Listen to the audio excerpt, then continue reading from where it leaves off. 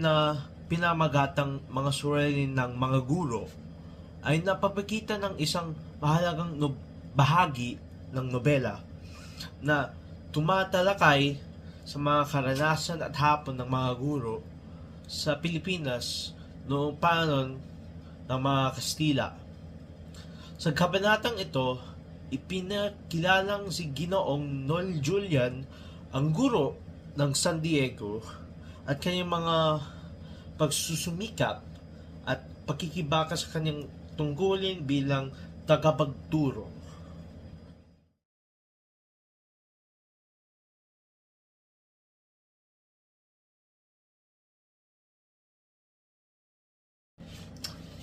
Next ay ang Kabanata 20. Discuss natin na yun. Ang kabanata ng pinatong Pulong ng Bayan ay isa sa mga critical na bahagi ng nobela kung saan maraming mga kaganapan ang naganap na may malalim na implikasyon sa lipunan at politika ng panahon. Narito ang isang malikang buod ang pagsusuri ng mga pangyayari sa kabanatang ito. Sa kabanatang ito, makikita ang isang pulong ng pinatawag ni Don Rafael Ibarra, ama ni Crisostomo Ibarra. Ang pulong na ito ay dinadluhan ng mga prominentang tauhan sa San Diego, kabilang na sina Kapitan Tiago, Padre Salve at mga leader ng mga bayan. Layunan ng pulong na pag-usapan ang mga suliranin ng bayan at maghanap ng solusyon para sa ikabubuti sa lahat.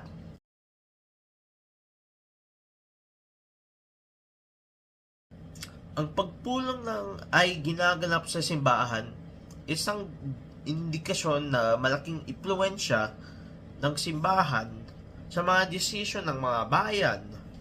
Ipinakita nito ang malapit na ugnayan ng simbahan at pamahalaan sa panahon ng mga Espanyol. Isa sa mga pangunahing pagsapulong ay ang plano ni Don Rafael Ibarra na magpatayo ng paaralan.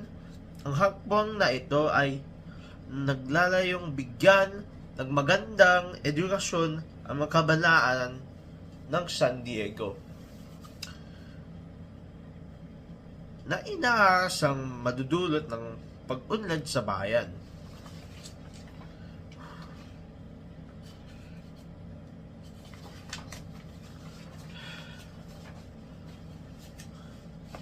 Si Padre Salve ay nagpapahayag ng kanyang pagtutol sa plano ni Don Rafael. Ang kanyang argumento na nakabatay sa takot na baka matuto ang mga tao na mga ideyang mag-aalis ng kanilang pananampalataya. Ipinakita rito ang tensyon sa pagitan ng edukasyon at reliyon at kung paano ginagamit ng mga praile ang kanilang kapangyarihan upang hadlan ang mga progreso. Bagamat may mga tutol, marami rin sa mga dumalo ang sumayang ayon sa plano ni Don Rafael.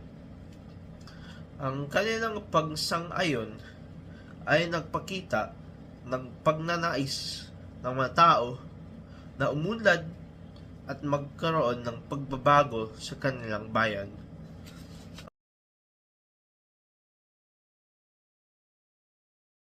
Ang kabanatang ito ay naglalantad ng corruption at pag-uubusan ng mga praile sa pamamagitan ng pagpapakita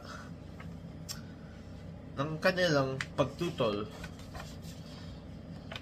sa anumang pagbabago na magkapagpapalaya sa mga tao mula sa kanilang kontrol. Ipinakita rin dito kung paano nila pinipilit ang mga kanilang impluensya sa mga desisyon ng bayan. Ang plano ni Don Rafael na magpatayo ng paaralan ay isang simbolo na kanyang pagmamahal sa bayan at pagnanais na may angat ang antas na pamumuhay ng mga mamamayan. Ang kanyang mga hakbang ay nagpapalakas ng diwang nasyonalismo at pag-asa para sa isang mga magandang kinakabukasan. Ang tema na edukasyon bilang susi sa progresyon ay isang mahalagang konsepto na nais iparating ni Rizal. Ipinapakita nito na ang kaalaman at edukasyon ay mga pangunahing santalaban sa ignoransya at pang-aapi.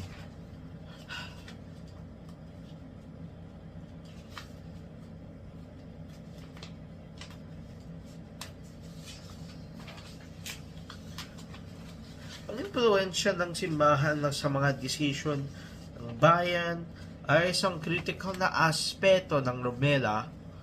Ipinakita ni Rizal kung paano ginagamit ng simbahan ang kanilang kapangyarihan upang kontrolin ang lipunan.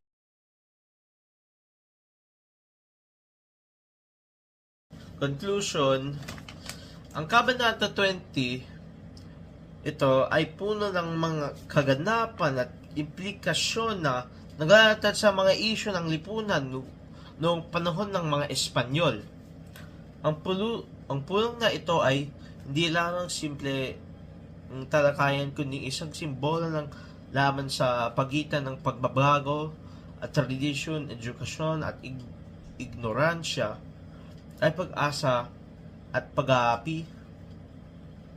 Sa pamamagitan ng kabanatang ito, ipinakita ni Rizal ang kanyang pagnanais na magmulat ang mga Pilipino sa katotohanan at magtulungan para sa kanilang kalayan at kaunlaran.